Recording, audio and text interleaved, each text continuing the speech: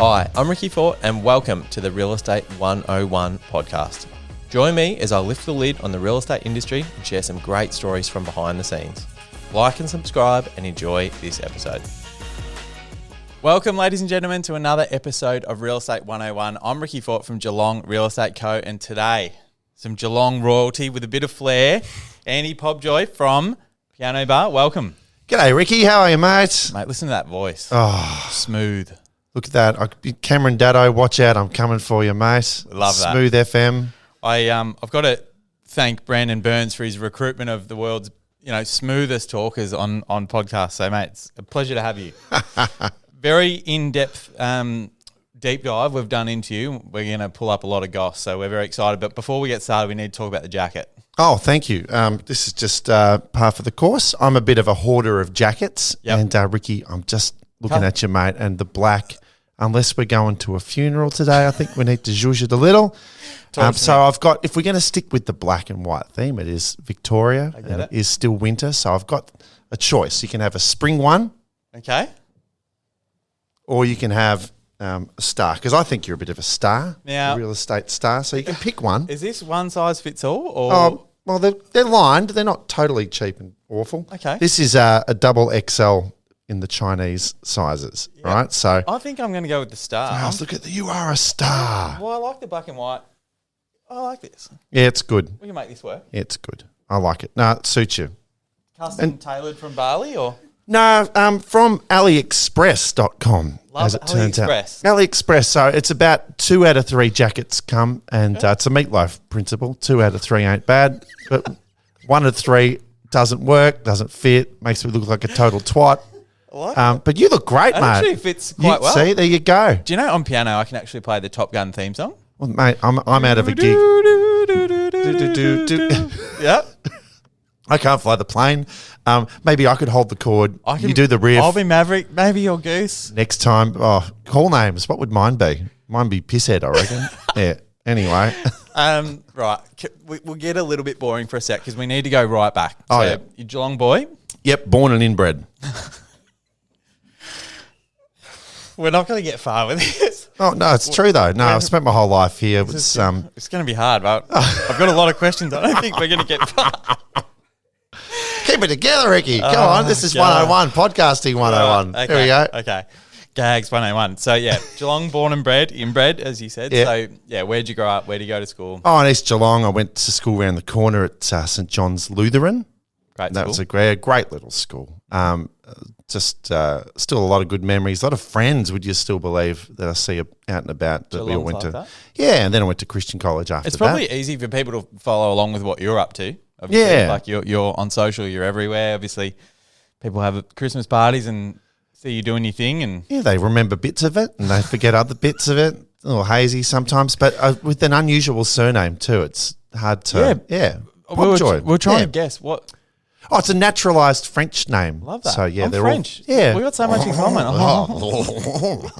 That's racial profiling. Sorry, you can edit that out.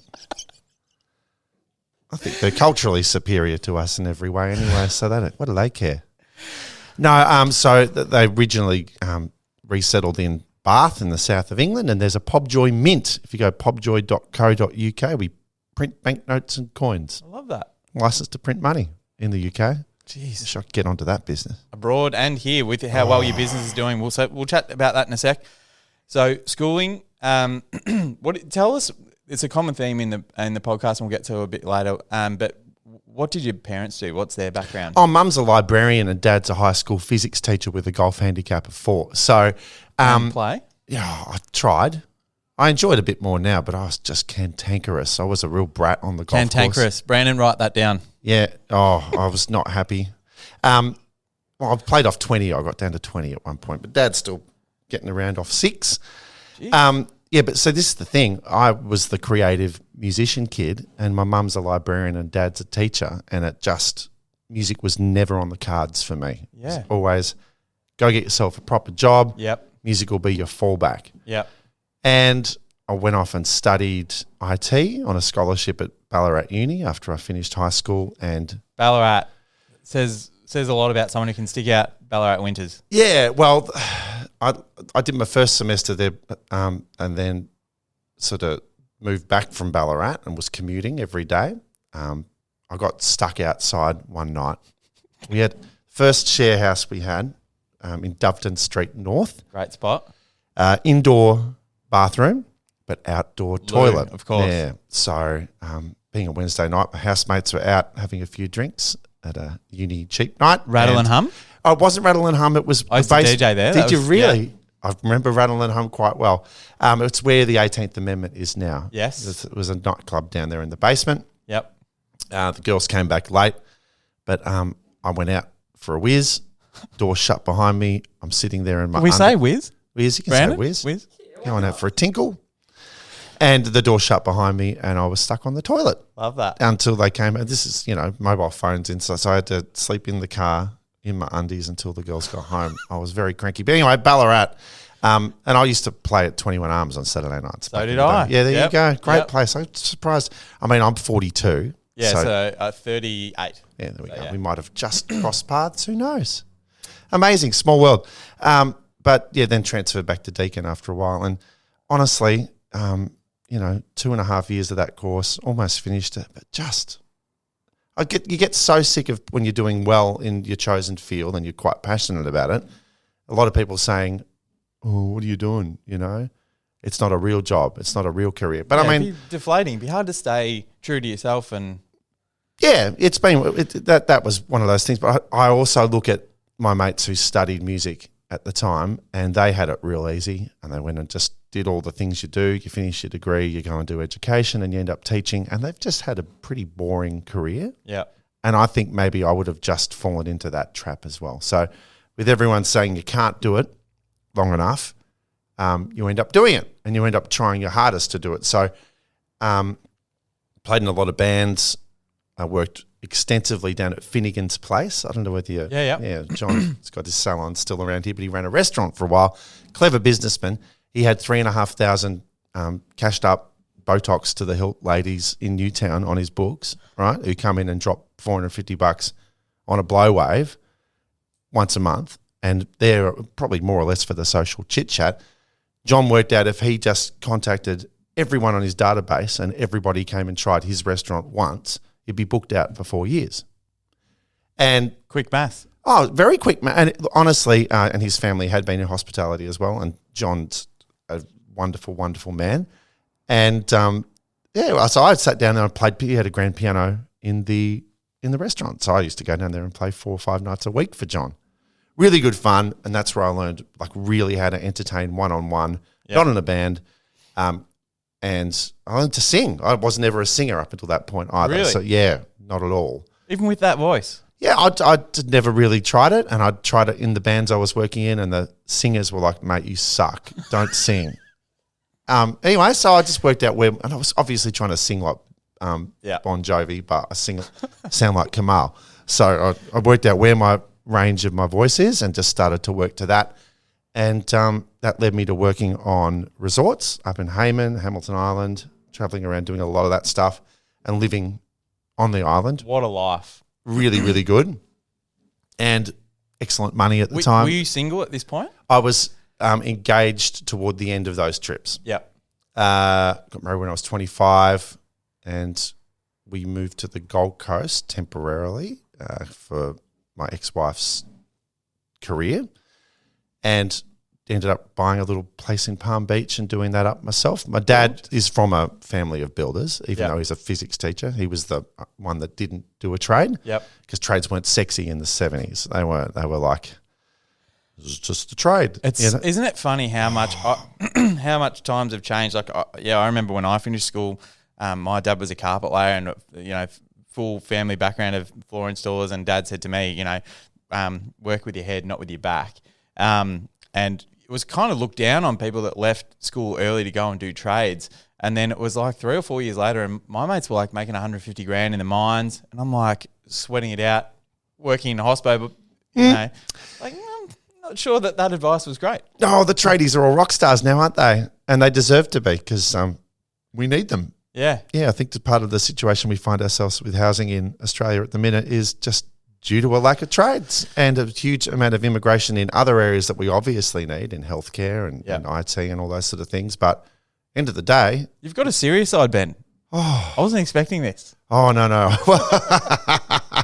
But I think that Geelong, case in point, we just can't keep up. Yeah. And if we are really going to be 500,000 by 2050 like they are planning for, and this whole new northern growth corridor, it's going to be massive, how are we going to do it? I don't know how we're going to do it.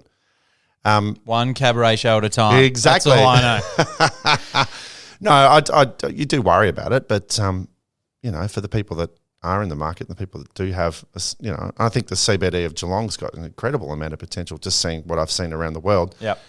Because I spent a lot of time after the resorts and sort of doing that, I found cruise ships. Yes. And we need to go deep on this because I'm sure there's some good stories. Oh, heaps. Have you had someone go overboard? Yes. Yeah, on my very first cruise. No. Yeah, it was, and it's well documented. You can find it on the Very first one? Yeah, it was bizarre. So there's a couple that were from Sydney and had a bit of a blue on the final night of the cruise. Oh dear. Yeah, it was really pretty full on. Oh, so it's not a no, they one. and we didn't realise they were gone until we got back to Sydney, and then we had to do the full search as if you were searching for a bomb. So you have 3 people walking through the ship, one looking down, one looking chest height, one looking up, and they replayed the tape, and the guys had an argument, and they'd fallen out. Like, it's full on, and so they were missing at sea, and they were never found. Yeah, full on. This sort of stuff happens all the time. Well, having said well, it's pretty serious. Having said that, I joined a ship in Peru one time. It was day 75 of a world cruise that had left Sydney, and out of the 1,950 passengers on board, 17 had already passed away. You joking? No, I'm not even kidding. What? Quick maths. What percentage is that of people that die on a cruise ship in one go? Yeah, that's about. Come back to us. It's 1%, just under 1%. What was that? It's 1 in 100. I feel like it's almost like you need a pep talk, like A Few Good Men. Some of you are not going to make it. No, it's but they died doing what they love, and there wasn't a lot of room in the freezers. I was going to say, surely, like, that's planned. That's a lot of people. They planned for it, yeah. But the average age on some of these cruises is deceased. Like, they are that old. Having said that, I really discovered my superpower for taking requests when I was on the cruise ships, particularly the ones that had... What's the worst request anyone can ask for? Oh, Jesse's girl. Yeah, I don't mind any you're obviously DJing. You would know what it's like. Play a good song. Something we can dance to. No, I get sick of the same old stuff. That's the problem. I could play a couple of thousand songs off the top of my head, and that's not exaggerating. Like, because it sticks like. Can I say shit to a blanket? Can we say shit? Yeah, we could beep it out. Get it in the edit. But they ask for the same 150 songs every night of my life. And that's okay. My wife loves listening to the radio. I was like, please, anything but the radio, because the same thing. Like I did a gig with Stampsy the other night, and she was saying the same thing. They just play the same 100 songs. It's bizarre, isn't it? Anyway, it's what they want to hear. There's a billion trillion songs out there, and we got to listen to the same. The same. Yeah, but anyway. What's the second worst requested song? Oh, I mean, I get asked for WAP a lot at the moment. And I used to do it as a spoken word piece. Just a small snippet. Give me a small... Certified freak, 7 days a week. That wet ass pussy, make that pull out game weak. Yeah.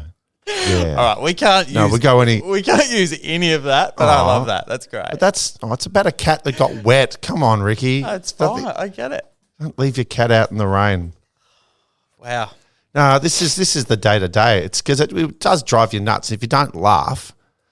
And you're dealing with customers like flat out, and some of them are having the best time of their life, and they have too much of a great time of their life. Some of them haven't had a night out since 2001, and Auntie Cheryl's in the bathroom having a bit of a tactical vom. But we don't have any... We're going to have a glossary of terms at the bottom of these show notes. No, our audience at Piano Bar is very similar to like the audience I had on the cruise ships, which is a very age-diverse audience. And Geelong traditionally has struggled to support live music venues that target one market. So by doing requests, Yep. we open it up to everyone from 18 to 88 and everything in between. Predominantly the 3Gs, the grannies, the girlies and the gays. That's our audience. That's 3Gs. The 3Gs. Love it. But, you know, for us, it's been a real story of growth. We started out, well, I'll just go back one step with the cruise ships. I lost my job on the ship. Because of? I got a bit carried away one night. Okay. Brandon knows this story. No, let's a few go. people Let's might go know. it. Well, you know, this actually. You're not going back there, so fuck it. Oh no, I got. That's the funny story because even though I did get fired, so I was working on a cruise ship at the time. It was the biggest ship ever to sail up the Mississippi. So we were based out of New Orleans, as they say, a party town, right? And the cruise scene is very different in Australia to what it is in the States because they only get 2 weeks annual leave, paid annual leave. They go hard. They go hard. And it's sort of a little, Louisiana's a bit ghetto, right? So they're pretty crazy. And there's always a lot of people that are there in a big group celebrating someone's birthday. Or anyway, so the piano bar was full of all those just types of people. And they were fascinated that there was an Australian on this big American ship.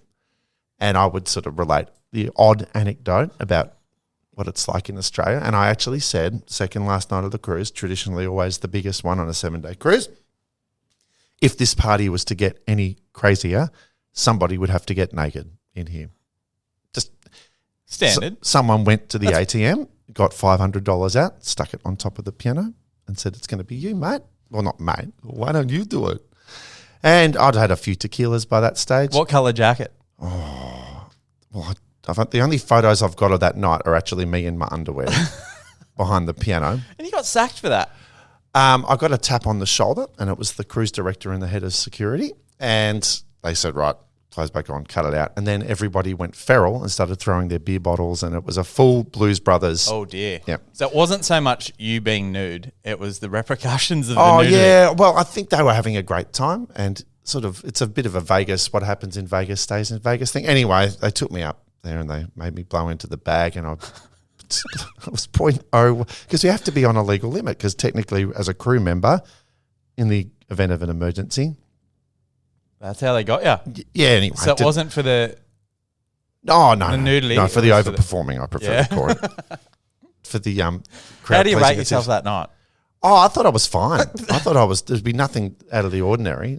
Anyway, it doesn't matter. So what happened, they didn't, I should have been fired straight away, but they kept me on because the bar revenue was awesome. It really was. The head of food and beverage said, you're not sending him home. Yeah. The last guy was making a fifth of what he was making in the bar. Anyway, so I stayed on for the rest of my contract and then got home, but they didn't want me back in that role anymore. And I said at the time, I want to open my own piano bar. Yep. And I'd been thinking about it for so long. And I was doing piano bar nights at the Geelong Club in Brougham Street just for proof of concept. And we'd done that for about sort of 3 years on and off. Found a place in Little Mallet Street. And this is in between the first refurbishment of Little Mallet Street where they ripped it all up and put it back in again. And the second refurbishment, which they ripped it all up and put it back in again. Crazy, right? But the lease was through a smaller, very not well-known real estate agent in Geelong, and it was cheap. It was $350 a week for a shop front in Little Mallet Street, next door to where the Hot Chicken Project is. Yep. That was our first piano bar. And I said, I'm doing it. And it was a little 45 seat. I reckon that was the first one I went to. Yeah. Yeah, it's like a tram, basically. Yeah. Yeah, public transport of entertainment. And it went off its tree. But having said that, that was a struggle. It was another, like, history repeating itself, having been told that you shouldn't be doing music. Yeah. Not a career. Spend 15 years in the music business, you know. But at that point, you're just on wages. Oh, I've always worked as a subby. So it's in terms of like, just go out, do the gig, just gig rat, gig everywhere, you know. But the cruise ships were a bit different. That was it's similar to sales though, that, excuse me, that when you're finish your last sale, that's when your income dries up essentially, like until you transition into owning a business. Mm. Oh, you know, business still has its struggles with cash flow and particularly in a seasonal business like hospitality. But No, at the time, I had a lot of people saying, you've got rocks in your head. It's the stupidest idea ever. And my wife at the time was very not into it. Really? 1,000% saying, I will not support you in this at all until, she realised that I was not backing down from this and then said, right, I'm either getting on board or I'm, getting out. Yeah. But when we opened, it was clear that there was a demand for this sort of entertainment in Geelong. Yeah. Having said that, if I had to sign up for a sort of a bigger lease at the time or something that was, more of pressure, a risk, yeah. probably wouldn't have done it. We were very lucky that popped up. Having said that, the informal nature of the arrangement, the fact that the landlord was overseas all the time. So we ran original Piano Bar until we just couldn't run it anymore. Then we moved into Mallup Street, which is the former TNY Chinese restaurant. Delicious. Yeah, it was at the time. And there's ghost cats in there. Yep. Yeah, just leave it there. But so that was a big move for us, but we kept the original building because we were still using it for overflow and for private functions and stuff. That's great. We eventually turned it into a craft beer and meatballs bar, which was doing quite well. Obviously. The lease had run out, the options had run out, and the landlord kept saying, I'm coming back from overseas. I'm coming back. We'll negotiate the new lease when you get there, but in the meantime, everything's fine. I'm happy. And we thought, okay, no dramas. And so we had our plans for the complete refurbishment of it, sent them through to the real estate agent. The elderly landlord doesn't do emails or, likes to have hard copies of things. Totally understand, right? And there was a bit of a language barrier as well. He comes back from Greece. We'd converted this little space into basically an Airstream caravan with a huge curtain. It looked sick. It was everything was gorgeous. And we'd gutted it and redone everything and spent a fair amount on it to make it a visually interesting and inviting place. He came in and said, I hate what you've done with it. It's all got to come out. All got to come out.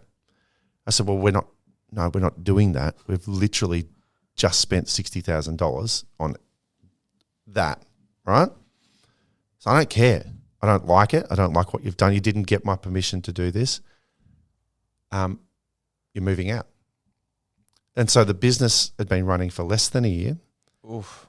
And we learned a very, very hard lesson about she'll be right, mate, and gentlemen's agreements. And because it can turn on a dime. We got caught with our pants down hard. Yeah, not in a fun way. And it was just heartbreaking because I was the one that put it in there and helped a lot, and we designed it to make it look the way we wanted. And then, less than a year later, we had to rip it all out and just hand the keys back. And it was at the time very, very disappointing. Yeah. But there was nowhere we could go, nothing we could do.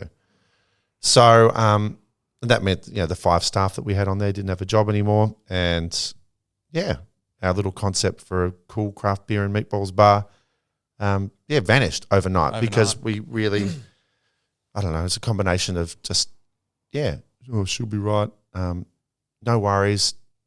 When you come back, we'll talk about it. And then things can break down very quickly. Yeah. Do you pin that, obviously you got to take responsibility for your own stuff or whatever, but the agent probably didn't help. Oh, the agent's always going to look after the landlord or the vendor, and that's fair enough. That's who they're representing. They're not representing us. There could have been a scenario that it did work for everyone, though, if that communication was better. 100%. But when someone makes their mind up, particularly... it would have been good to know that was not an option before you spent we sent all the $60,000. plans. Yeah, no, that was just on the timber. We did more. Anyway, it's an expensive fitting out of you got to know where you stand 100% before you start willy-nilly. Yeah. Obviously, I'm an enthusiastic sort of guy, and I do think the best of people all the time. But as I say, you can be really hamstrung if you don't have that understanding or that really good relationship with your landlord. It can be full on. Yeah.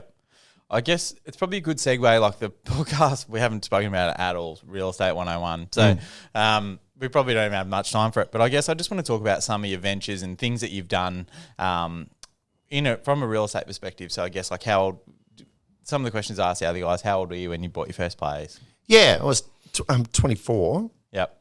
And that small unit on the Gold Coast, awesome. And we bought just before the big slump, sort of in 08, 09 up there. And I remember we sort of got in and got out really quickly just before the slump. So I think, we came back with about 150 clear. Profit. Oh, yeah. In how long? Oh, it was a dump. Yep. Shivers, like 3 years maybe. Yeah, great turnaround. Yeah. Yep. But the market was red hot up there. It was crazy. And then it never really recovered until recently. Yep. And anyone that's just sold something on the Goldie at the moment is just laughing. Yeah, flush. Yeah. Yep. Yeah. Tell us about your first kind of experience being a landlord. Yeah, well, so we did up this is another funny story. So my late grandfather was in real estate, and Russ Cuthbertson was his name, and he had Cuthbertson Brothers for. Is that the? They used to be in Moorabool Street. Yeah, I reckon I've seen the old sign. Oh yeah. Anyway, Grandpa Russ, real estate through and through. Yeah. So he had some of the beautiful old townhouses that were up in Pevensey Crescent at the top of Mallup Street. They are beautiful. Yeah, really nice. Yep. And so my brother and I bought the one on the corner off him. Yeah. And I renovated downstairs and my brother did upstairs. Right. And we had every intention. I did it up so we could move in there. Yep. I'd just done up another bluestone place in Swanson Street. But we were going to rent Swanson Street out, which we did for students. And they were great. They were set and forget. Yep. They would change. We had one person that was there the whole time, but so we rented that out, lived at mum and dad's while we did up the terrace place in Pevensey. And it took a long time. And it's one of those jobs that the more you uncover, the more you find out there's stuff wrong with it. So all the back rooms, the two back bedrooms, the subfloor was star pickets, bearers and joists, but star pickets. Love that. It's like a trampoline. I go, what the hell's going on there? And there's a termite overlay there apparently too, so I had to get 600 mil out below the bearers, but we couldn't get any machinery in there because it's done it by hand. Mm-hmm. Who did that? Me and my mate's tipper. You're joking? 2 months. I lost a lot of weight as well. Yeah, the bucket diet, we called it. Yeah. Yeah. You would have been shredded. Oh, it was and I was very well acquainted with the Moolap transfer station as well too, 4 trips a day. Yep. Clean fill. It was a lot of dirt, big floor space. But we got in there. It's been done properly. Yeah, true. Yeah. I like that. Yeah. Well, we got in there and then my ex-wife's not watching. She got the heebie-jeebies about the place and said it's haunted and I don't want to live. What's with you and haunted? Oh, no. It's great. Anyway, so we ended up moving back into the Swanson Street house and putting... You literally moved out because you thought it was haunted? I didn't. I thought it was fun. I loved it. Anyway, but then when we got back to the house that the students had been in, they'd just been, obviously, students. Well, the shower screen had been leaking for 3.5 years and had got under the tile and we had to redo the bathroom completely because no one told us. Did you think about going on the block at this stage? You're like, I think we're ready. Yeah, no, definitely. I could do the block. I think these jackets, we'd look great on the block. Maybe we could do it together. I'm not dramatic enough though, Ricky. This is the thing. I'm always like, okay, yeah, I kind of saw that happening. Oh, it's going to cost that much? Oh, well, kind of thought that. I think you could turn it on. Oh, I can't do the drama. No, I can't do it. I'm not there for it. Stop. Oh, no. No, I'll be good for maybe a few laughs, but I can't do the, oh my God, and the screaming and the arguing and it's, But the short stay thing, and this was sort of pre-Airbnb. You're like one of the first, Brandon likes to talk it up, obviously, as he does. He's great for that. But he did mention that you were potentially, doing stays and short-term things a fair while before anyone else was common practice. Yeah. Well, I mean, it made a lot of sense. How'd it go? Yeah. Where'd you hear about it? Well, we had a good mate of mine, Bernadette Uzalak, next door, and former head of the Chamber of Commerce, CEO of the Chamber of Commerce, and they have their properties down in past Aries Inlet. That one. Yep. Oh, they had the bushfires there. With the thing. The pub. It's... Yeah, the place. Carry on. Yeah. It'll come to me. Not Fairhaven. So they were doing it? Yep. And I was like, oh, that's great. And being so close to town. Yep. And this is, you don't realise how much of a demand there is for short stay accommodation in Geelong. You find out about every basketball tournament that's on, every swimming. There's so many people that visit the region and not for tourism purposes. But we would get all sorts of people. But there was one judge on the Federal Circuit Court that would come and stay for 6 weeks at a time, 4 times a year. Amazing. Yep. So, and they're paying short stay rates. For, 6 weeks. Yep. Stupid. But then you would obviously get a lot of people that, 2-night minimum. Yep. It's a hens What are they trip. there for? Oh, normally hens trips or netball things. Girls are very hairy and messy. The stuff I would pull out of the plug hole, because I'd do the cleaning myself. I'm not beyond doing that. I get it. And also, like, sometimes you have a very tight turnaround and you'll get the inquiry. Yep. And you go, yep, it's going to be ready for you in 2 hours. At least you can rely on yourself to do it. 100%. So, did you go in this outfit? Oh, sometimes. No, Straight from piano bar. It's definitely a bit of that. Yeah, I mean, it was, but that was great. That was really, really good, and you can see why people do it. Where did you advertise?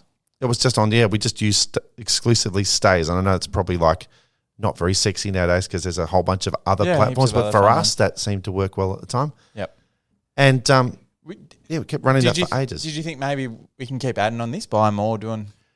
Oh, I know people that have done that, but I mean, I've sort of learned, particularly after 8 years of piano bar, more isn't always more. More can be like not just more money, but I just want to check. Have we got time? Quickly? Yeah. Yeah. So, on my favourite part of your story is obviously it doesn't always go well. Like you've done things that have been very successful and some things that haven't. And you've found a way to make it through. So obviously COVID was tough for everyone, but yeah, tell us a little bit about your COVID story and having multiple businesses at that point, and how you maybe went from, obviously you had piano and meatballs, but then like how you kept going. Yeah, well, we went to Colac, and why Colac? Well, I was sitting. Good people of Colac, hear me now. Oh, I love the people of Colac. They're awesome. They're my spirit animals. But so I was, to be honest, Do they drink? Oh, they drink. Yeah. They don't. Yeah, a bit of a long story. It's a bit of a letdown with Colac in the end because it's just the nightlife scene in the town. Yeah. As post-COVID just hasn't bounced back, and it's everyone's feeling it. Yeah. But I was sitting in front of, and I have all the real estate alerts set up, and I was just one popped up, and I'd had a few scotches sitting in front of the computer, and a building in Colac came up. This is in 2017, and things were going, really well. 2.5 years into Piano Bar Geelong, and I said, okay. Are you still with your wife at this point? I was, yes, yeah. And you're like, I'm going to do Colac, and she's like, no, you're not. Well, I had the money in the bank because it was just one of those. I'm a numbers guy, gets a bit superstitious about numbers, and so what they were asking for Colac was what I had there, and I thought it's like 1. It was very cheap. It was ridiculously cheap. This building was almost impossibly for $235,000. Yeah. For a commercial property in the middle of Colac that suited us. Have you kept the building? Yes. Yeah, cool. And so we just went, okay, let's do it. And so Colac was an overnight smash again. It's like, oh gosh, they really loved it down there, so right? Were you doing a lot of the gigs? Yeah, just sharing it between me and my little offsider, Joss Russell. Yep. And so we sort of do swapsies between those two. And then, so we'd saved all our money up for 2019, and we thought 2020 was going to be the year to expand. And so, well, we couldn't make our mind up between Ballarat and Bendigo. So Bendigo, Ballarat, Bendigo. And it's like that taco ad, soft tacos. Yeah, tacos. why don't we have both? Yeah, we went, woo, let's have both. And you went for both businesses straight up. And so we spent all of January and February of 2020 renovating Piano Bar Ballarat from the ground up. You're still heavily performing at that stage. Oh, yeah. So you're literally like on the tools all day and then singing all night. Yep. That's the way to do it. I like that. So, well, I don't think anyone in this current economic climate that doesn't have a like a side hustle is surviving at the moment, if I'm brutally honest. Yeah. Everyone's hustling. So I've always been a hustler. I think that's been and the same with both sides of my family as well. It's always been that thing where you just have to do something on the side because it's play money. It means you don't have to worry about stuff. And when an opportunity pops up, you can take it. Yep. And that's why when Colac worked really well, and being your own landlord, holy bajoli, that was just such a relief to not have to worry about Colac. Because as soon as we'd got Ballarat off the ground, we were open for 2 weeks, and then we got shut down. And the travel restrictions being the way they were. We had the building in Bendigo that we'd started some of the preliminary stuff on. But I remember in June of 2020 getting a phone call from the landlord, and he was pissed. The builder had done a lot of the demo and just stuffed it in the basement, but the electricians had isolated everything, including the sump pump, in the basement, and it was waist high, and the grease trap had flooded, and it's a smell that will outlive religion. Yeah, honestly. And we had to go down and manually pump it and clean it ourselves. What's with you and like going under? Oh, it's bizarre. With flooding, there's a history of flooding at Piano Bar, like floods. We just seem to be We were cursed. open 8 days here and we Got a flooded. So yeah. It's like Oprah, you get a flood. Look under your chair. But that really, oh gosh. But we live streamed and we kept. Yeah, you're a weapon. You just found a way to hang on. Yeah, but it was also like not only just a way to stay engaged with our audience, it was a way for us to not fall off because it wasn't a lot of stress at that point. Yeah. This is what happens. I mean, it is always a roll of the dice, but you just don't expect a global pandemic.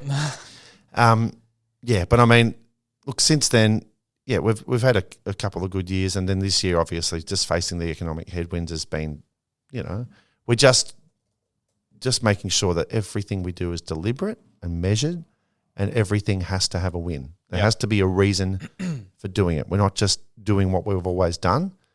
It's really forced us to drill down and look at, the very fundamentals of the business, and it's been a good experiment. Yeah, been good. I think we're so lean and ready to pounce now that it's, so long as we get over this big hump of what we're doing, and so long as the economic indicators stay, relatively on that. We like a crystal ball prediction. So obviously being an owner, a landlord, a tenant, a business owner, what's your prediction for the economy like in the next 3 to 6 months?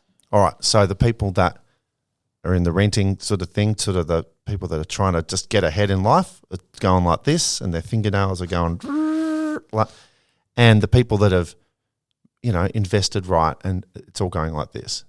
So we have it, and at any given time, there's 1/3 of people that own a house, there's 1/3 of people that rent it, and there's 1/3 of people that have a mortgage. It's just widely accepted maxim. And the people that have got the investments and the money, they're fine. Yep. They're doing all right, but they don't want to be seen to be like doing all right. The number of luxury cars that got sold during COVID, but no one drove them. Yep. Because you look like a real asshole in your new Porsche, right?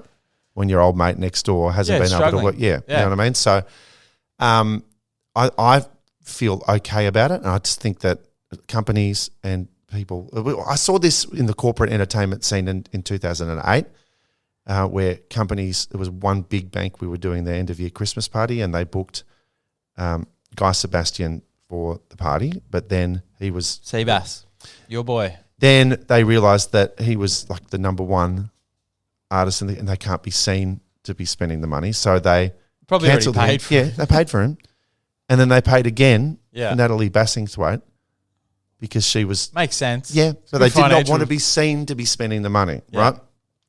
And I feel that there's probably a bit of that going on still, and also people are waiting for it to top out. They're waiting for when the interest rates are going to, and then they can breathe and they go, all right, this is where I stand. But if they're not sure what's happening in 3 or 4 months' time, they just sit on their hands. Sit on their hands. And it's the complete opposite of what happened during COVID, because people were just, this money was coming in. We had people claiming JobKeeper that were doing 1 shift a week, and then they picked up another job in, traffic management or construction, or got their white card or whatever. So there was money everywhere, and people were spending. And that's the reason we've got this inflationary thing. Yeah. And a lot of it has been around the supply side anyway. So we can't really do that stuff out of our hands, right? But I feel that wages going up, and if we can get that balance back up, people will start coming out and spending some more money. Do you think, like with interest rate rises, when you're predicting, and just your thoughts, but when you're predicting your first cut? Obviously, if they, next Tuesday when they do meet, if they put it up one more time, I think that's going to be, I think the last one was a bridge too far, right?